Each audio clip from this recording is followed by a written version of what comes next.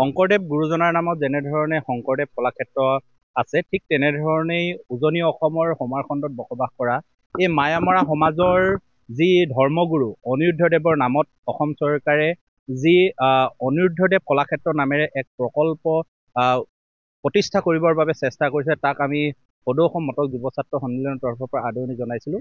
আৰু আচলতে অতি লাজৰ বিষয় এইটোৱে আহি পৰিছে যে আজিও সেই প্ৰকল্প সম্পূৰ্ণ হৈ নুঠিল। ইয়াত বিভিন্ন ধৰণৰ কেলেংকাৰী তথ্য ইতিমধ্যে আমি জানিব পাৰিছোঁ।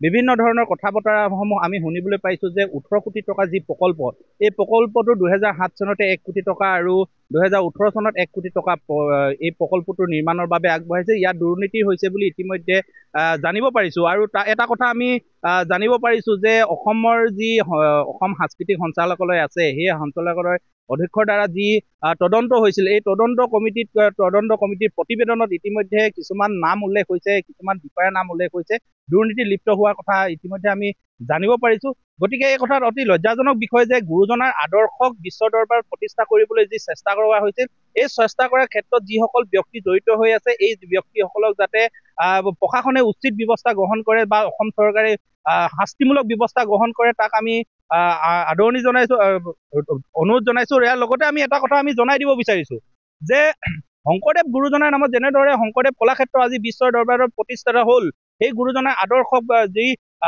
প্ৰতিষ্ঠিত কৰি আছে, যি উজনি অসমত বসবাস কৰা যি মায়ামৰা সমাজৰ লোকসকলে বসবাস কৰা ধৰ্মগুৰু অনিৰুদ্ধদেৱৰ নামত কলাক্ষেত্ৰখন প্ৰতিষ্ঠা কৰিবলৈ গৈছে, অসম চৰকাৰৰ ইয়াত হেমাহি আমি দেখিবলৈ পাইছোঁ। অসম চৰকাৰে যদি ইচ্ছা থাকিলেহেঁতেন, অসম চৰকাৰে যদি দায়বদ্ধতাৰ প্ৰমাণ পালেহেঁতেন, তেতিয়া কিন্তু এই অসম চৰকাৰে এই গুৰুজনাৰ নামত থকা যি অনিৰুদ্ধদেৱ কলাক্ষেত্ৰ, এই কলাক্ষেত্ৰ আজি সম্পূৰ্ণ কৰি তুলিলেহেঁতেন। আমি আজি আপোনালোকৰ মাধ্যমৰ জৰিয়তে অসমৰ মুখ্যমন্ত্ৰী মহোদয়ক আমি সুধিব বিচাৰিছোঁ যে আপুনি এজন জনপ্ৰিয় মুখ্যমন্ত্ৰী হিচাপে আপুনি নিজকে কয়, গতিকে আমি ক'ব বিচাৰিছোঁ যে আপোনাৰ দিনত এনেধৰণৰ এটা প্ৰকল্প এনেধৰণে জহি খহি যোৱাটো অতি লজ্জাজনক বিষয়।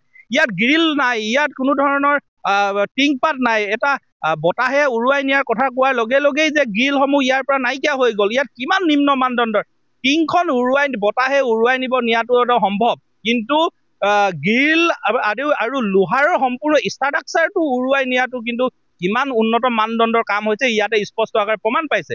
গতিকে এই ক্ষেত্ৰত জড়িত হৈ থকা সকলো ব্যক্তিক উচিত শাস্তি প্ৰদান কৰিবলৈ, আৰু চৰকাৰৰ যদি সৎ সাহস আছে, গুৰুজনাৰ প্ৰতি যদি দায়বদ্ধতা আছে, উজনি অসমৰ সমাৰখণ্ডত বসবাস কৰা লোকসকলৰ প্ৰতি যদি দায়বদ্ধতা আছে, আমি অনুৰোধ জনাইছোঁ যে অনিৰুদ্ধদেৱৰ নামত থকা যি প্ৰকল্প, এই প্ৰকল্পটো সম্পূৰ্ণ কৰি দেখুৱাওক, তেতিয়াহে বুলিম আমি এজন জনপ্ৰিয় মুখ্যমন্ত্ৰী বা ৰাইজৰ লগত থকা মুখ্যমন্ত্ৰী। ইতিমধ্যে এইটো কথা স্পষ্ট হৈ পৰিছে। তাত আপোনালোকে যোৱাৰ লগে লগে আপোনালোকে দেখিবলৈ পাব যে সেই অঞ্চলত তাত গ্ৰিল এখনো নাই। তাত যি সামগ্ৰী আছে, যিবিলাক লোহাৰ বস্তু, দৰ্জা খিৰিকীকে আদি কৰি যিবিলাক আছে, সেইবিলাক আজি চুৰি হৈছে। তাত বিভিন্ন ধৰণৰ অপ্ৰীতিকৰ বস্তু দেখিবলৈ পোৱা যায়। তাত ড্ৰাগছৰ যিবিলাক ৰমৰমীয়া বেহাৰ, যিবিলাক চিৰিঞ্জ উদ্ধাৰ হৈছে, আমি নিশ্চয়কৈ আমি প্ৰত্যক্ষ কৰি আমি দেখিব পাইছোঁ।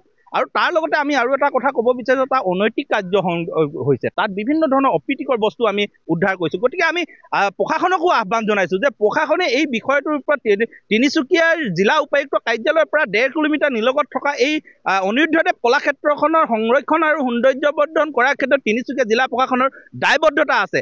ইয়াত যিবিলাক অনৈতিক কাৰ্য বন্ধ কৰিবৰ বাবে প্ৰশাসন যন্ত্ৰটো 1.5 কিলোমিটাৰ নিলগত থকাৰ পাছতো আজি কিয় বন্ধ হোৱা নাই, এইটো কথা অতি লজ্জাজনক বিষয়। গতিকে আমি আজি আপোনালোকৰ মাধ্যমেৰে আমি অনুৰোধ জনাইছোঁ, জিলা প্ৰশাসনক আহ্বান জনাইছোঁ যে এই অঞ্চলত আপোনালোকে প্ৰশাসনৰ পুলিচ প্ৰটেকশ্যনৰ জৰিয়তে পেট্ৰলিঙৰ ব্যৱস্থা কৰক, যাতে অনৈতিক কাৰ্য তাত নহয়।